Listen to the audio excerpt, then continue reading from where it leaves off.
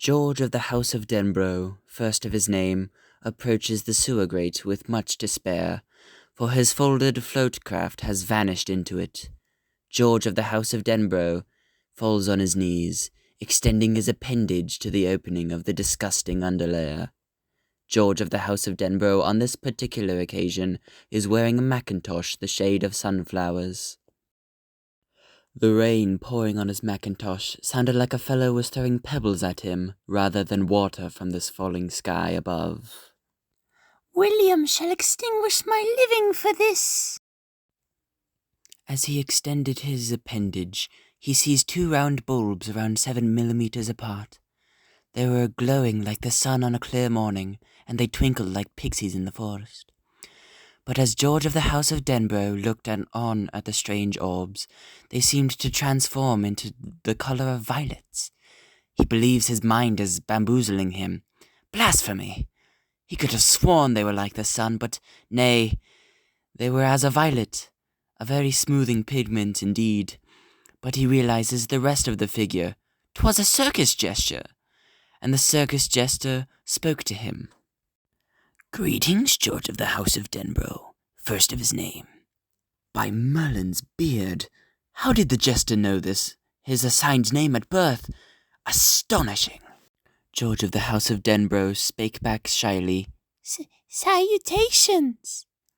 The jester had a colossal forehead, caked in flowery makeup. The jester wore 3 tufts of ginger hair at the top of his immense noggin. The tip of his smelling organ was painted like a deep rose, along with 2 lengthy lines piercing downward of his eyelids and finally swooping connecting to the edge of his lips, which were also painted this way. The red almost reminiscent of Homo sapien inert liquids. "Ye seem like a very splendid boy, with a stupendous amount of comrades," the jester spake. Indeed, I have acquired 3, but mine own brother William is the greatest of all my acquaintances. Poor George of the House of Denbrough was quivering in his rainfoot coverings. Then the jester spoke again, and grinned. "Wouldst thou liketh thine folded float-craft returned, George of the House of Denbrough?" The grin made George of the House of Denbrough quiver again. There were many off-putting things about that particular grin. His lips appeared pointed, as his jaw was agape. Absolutely, sir. I would. Fantastic! Stupendously splendid! And how wouldst thou feel if I bestowed upon thee a levitating ball on a fine string? The jester responded, giddy. I suppose. By all means. George of the House of Denbrough extended his appendage out, but he hesitated, then recited what his dearest father had informed him about. I lack the permission to be bestowed items from people of the outer world whom I knoweth not. My dearest father informed me of that. The jester responded, Stupendously intelligent of your father. George of the House of Denbrough insisted upon the jester's pupils being an orange tinge, but nay, they had been blue, the colour of his very own mother's eyes. George of the House of Denbrough grew less tense, knowing this comforting information. Stupendous indeed. Henceforth I shall bestow upon thee my name. I beeth Sir Robert of the House of Grey, but thee might also refer to me as Pennywise, the frolicking circus gesture. Pennywise, meet the acquaintance of Georgie of the House of Denbrough, first of his name. Georgie of the House of Denbrough, meet Pennywise. Now we have been acquainted soundly. George let out a burst of innocent laughter. I suppose so, good sir. Then he extended his arm again, but he pulled away again, as a question screaming from his subconscious told him to do so. I do say, why art thou in the sewer grate, good jester? The jester responded simply, Well, my good George, this here weather was so stupendously horrible that it simply caused my whole circus to be wind-lashed. Can't thou smelleth the circus? And indeed, Georgie could.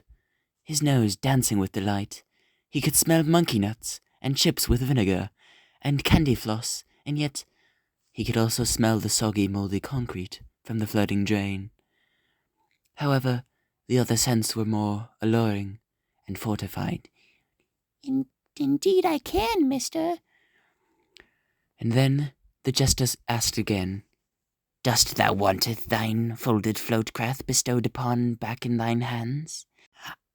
I replicate this question because thou art sitting there like a pigeon waiting for breadcrumbs, I do say. William shall have you extinguished of thine living. I suppose so, yes. And how about that rubber levitating ball on a fine string? The jester offers. I have crimson and pine and canary, and Denham George of the House of Denbrough cuts the jester off mid-sentence. Sir, dost they levitate? They do indeed levitate, my boy. They ascend.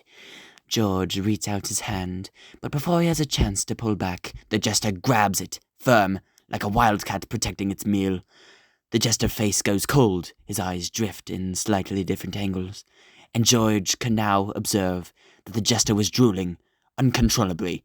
How improper and terrifying, off-putting, like a predator finally capturing its supper. Unhand me! Georgie cries. Everything down hither ascends, dear child, and ye shall ascend also. George lets out a wallop, but no one hears to have noticed. Absurd! A child has been grasped by an adult and is shrieking to be let go, and nobody in this bloody neighborhood notices. Absurd! The jester's visage morphed and stretched, revealing a terrifyingly amount of sharp and pointy teeth. Then, as soon as it happened, with a sickening growl, the jester bit down on Georgie's arm, removing it from the socket. Georgie was free from the jester's grasp, and he sprawled into the wet of the road, shrieking, Assist me! He called out, red liquid pouring from the afflicted wound. The jester's arm stretched out and grabbed the child by the ankle, and pulled him into the hole they had been talking through. But just before George was submerged in the sewer, he had cried out his brother's name, William! Georgie had fallen victim to Pennywise, the frolicking circus jester.